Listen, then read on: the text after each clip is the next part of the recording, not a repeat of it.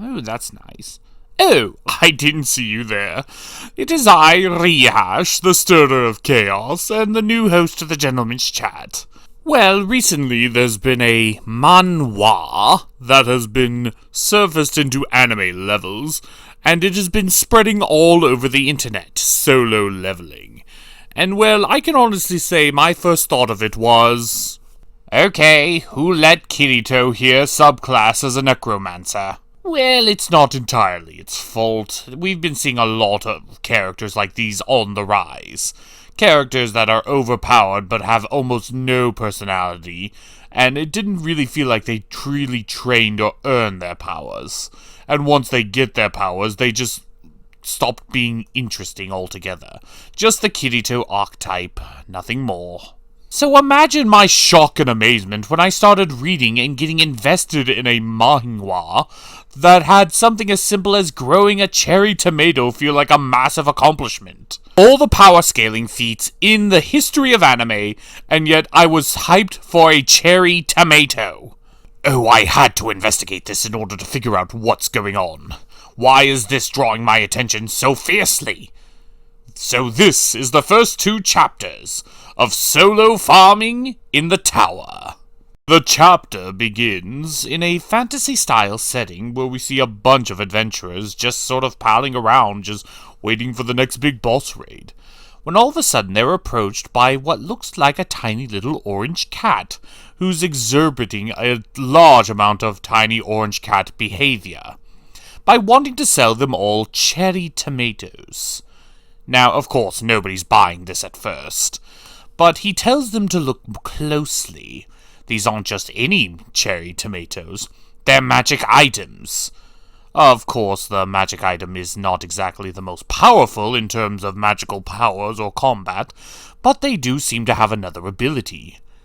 Losing 10 grams of fat per cherry tomato.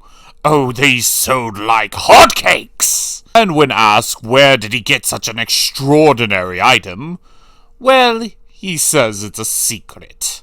And then we cut to a tiny little farm. It's here we meet our main character, and his army of rabbits. And I do mean a small army of them, as they're all working together in order to manage the crops and the fields in a small cave. When we get our appearance from our orange cat again, who wants to be praised for a job well done. Well, from the looks of this wall, this boy has been doing this for quite some time and no plans on stopping, as we finally get introduced to our boy, Park Sejun, the Tower Farmer. And I believe our boy's title is pretty self-explanatory. He's a farmer. In the tower. He's a tower farmer. With rabbits. But how does one become a tower farmer with rabbits and cats that can talk, with cherry tomatoes that lose weight? Well, let's go with a flashback. I don't know why certain mangas do this. I mean, it already spoils so much. Why are you doing this to us? And if I was spoiled for this, so will you be. Well, cut to Korea 10 years ago. Everybody was just minding their own business, getting on with their day-to-day lives, and all of a sudden, poof! A tower appears right in the center of the city. No one knows where it came from, where it come from, or who put it there. No one even knows its owner. But it wasn't just Korea. This incident occurred all over the world. Every populated city, every nation, everywhere, towers just spontaneously appeared. And to correspond with this, many people disappeared some days. But they would return, coming out of the towers, wearing radically different outfits than what they went into the tower with. Well, when asked how did they get into the tower, they just all said that they were just sort of spirited away via a black hole. So a meeting was held for those who could enter and exit the tower, and what they should do about it. And when pressed, what benefit do we get from going into the tower? Well, high risk, high reward. And reward indeed, these towers were profitable. So a new profession was born. Adventurer into the tower. High risk, high reward, high profits, high dangers. What could go wrong? Well, only certain people could actually get into the tower, for one. You either had to have been chosen in the original Black Hole event, or given a special card, which is an item drop in the tower itself, that has to be given to you by someone chosen by the tower. So, virtually, this could be accessible to almost anyone. Well, almost. You still have the regular Joe Schmoes who don't know anybody who did get in, or didn't get in initially. This is our boy, Park Sejun. He's just your average, everyday, run-of-the-mill guy trying to make a day-to-day even though he dresses like he's from a harem anime. Did I say anime? I meant hentai. But he longs to go into the tower to make a fortune by himself. He does have big dreams, I'll give him that. But without one of those passes, he's shit out of luck. And while reality is not lost on him, he still has big dreams of one day going into the tower to make his fortune. You know, I can respect an anime protagonist who just wants to make money, doesn't want to save the world, he just wants some coin. But suddenly, our boy Park gets the chance of a lifetime. One of the black holes, not unlike what the tower originally made when the first batch was summoned into the tower, forms right behind him. This is it. His one chance to finally make his fortune in the tower, to be that famous adventurer that you see only in the Isekai animes. And it doesn't suck him in. Actually, it gets smaller. Looks like this was a fluke. But to Park, this is his one chance, so he decides to roll the dice and throw himself into the portal, not knowing what will happen on the other side. By the pagan gods, this boy is insane! He just throws himself into a black hole, not knowing where he's going or the consequences of his actions. He doesn't even know if he'll survive. He doesn't know if he's just going into the belly of the beast. What was he thinking? I love him! Well, Senji doesn't get eaten by anything, unfortunately. But when he wakes up, he finds himself in the tower, or where he thinks is the tower. He thinks he's just going to appear in the starting area with everyone else and going to go on his epic adventure, only to find that he's in a cave, alone, with no way out. Our boy just woke up thinking he's going to be playing Legend of Zelda or Dark Souls or Fable, only to discover he's in a survival game, baby! But while his actions were completely stupid, they weren't unnoticed. As we cut to a tower where we see a powerful, dark-looking dragon overlooking a crystal ball, wondering what nuisance has had the audacity to mess with the functions of its tower. And so, Chapter 1 concludes. Now, under normal circumstances, I would make you wait an entire week for Chapter 2, because usually I can stretch out a 20-minute episode to 20 minutes in length here. But this was a quick chapter, so in order to extend video length even by a little bit, here's Chapter 2 just for you. Well, Chapter 2 begins with a lot of recordings, a lot of interviews, and a lot of people explaining how the tower challenges were very glorified, full-on experience of the fantasy setting. Only to cut to Senji Park, who is practically dying after spending an entire day in a cave where there's no way out, only some natural sunlight, a small pool of water, and no exit. You know, I think it's only now dawning on him that throwing yourself into a black hole may not have been the best idea. Of course, being stuck in the hole in the ground is probably the least bad outcome that you could have gotten from all the bad outcomes.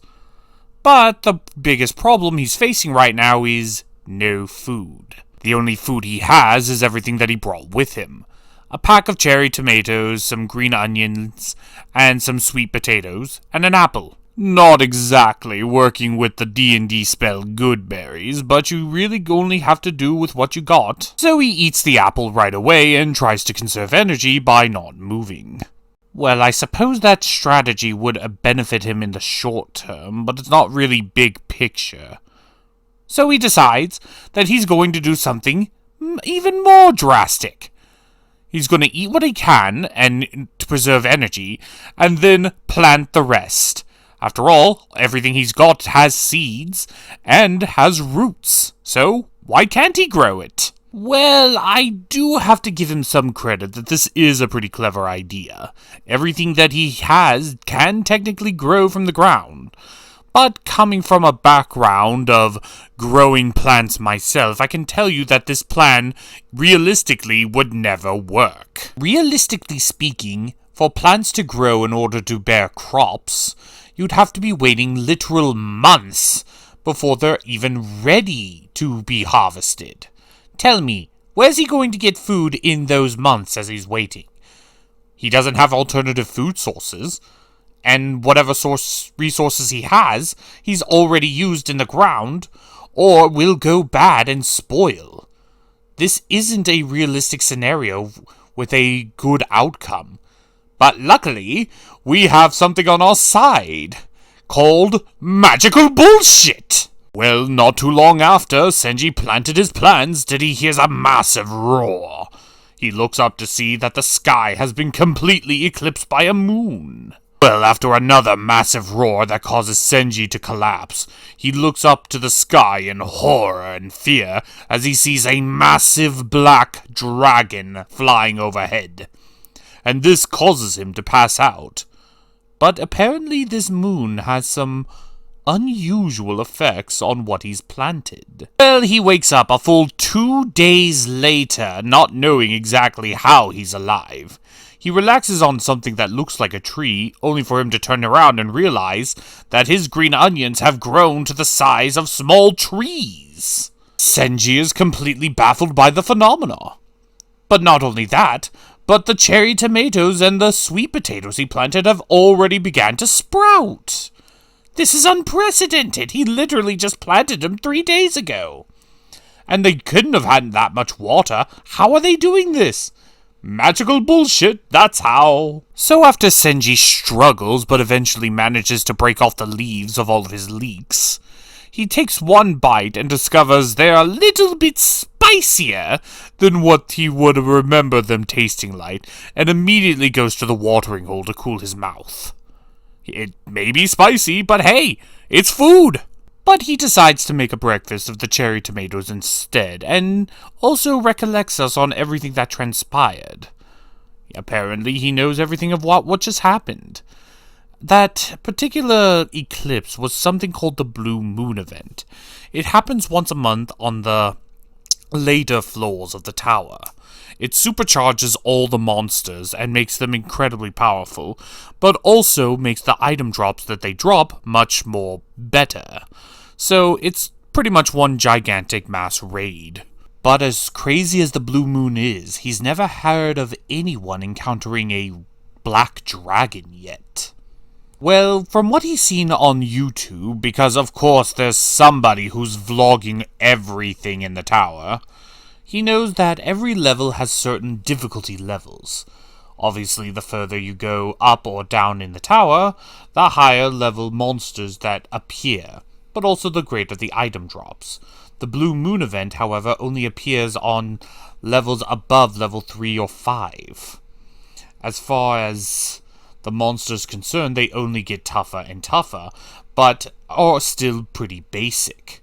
But even with all the years of experience in the tower, he's never heard of anyone encountering a dragon before. So Senji concludes that wherever he is in the tower, he must be on a level that hasn't been reached yet, which would explain the dragon. So, whether he likes it or not, he's pretty much stuck until somebody comes up and rescues him. But help comes in all forms of shapes and sizes, as Senji looks up to see that something has found him in the cave. Well, closer inspection shows the white rabbit from Monty Python's Holy Grail. Holy crap! Run away! Run away! Somebody get the holy hand grenade! No, I think this one's just a rabbit. Well, maybe not just a rabbit, because he jumps down, does a perfect jump off of Park's head, and lands perfectly on the ground. So clearly this is no ordinary rabbit. But he's not interested in eating Senji, but his crops. He even asks permission. What a polite little gentleman. And Senji's no monster, he's not going to deny a starving rabbit. So while this angel bunny, who's actually a bit of an angel, chomps down on some green onions, Senji regards of how difficult it is for him to harvest all this by himself, sort of just venting to the rabbit. But the rabbit seems to have a solution. He makes a call, and then all of a sudden another rabbit enters into the cave, and gives the little bunny a straw hat and a watering can. Turns out, this rabbit is married, has a wife, and all. And they look like farmers. Who knew?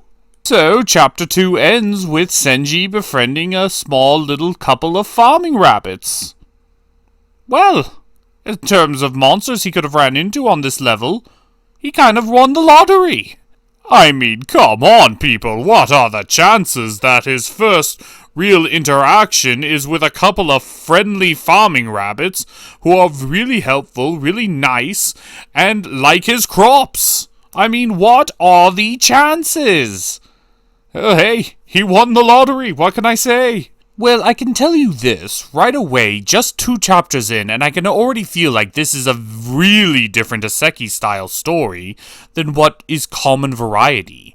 Our hero has virtually no powers, no resources, nothing into his name, and really has to take advantage of any opportunity he has. This is survival at its finest.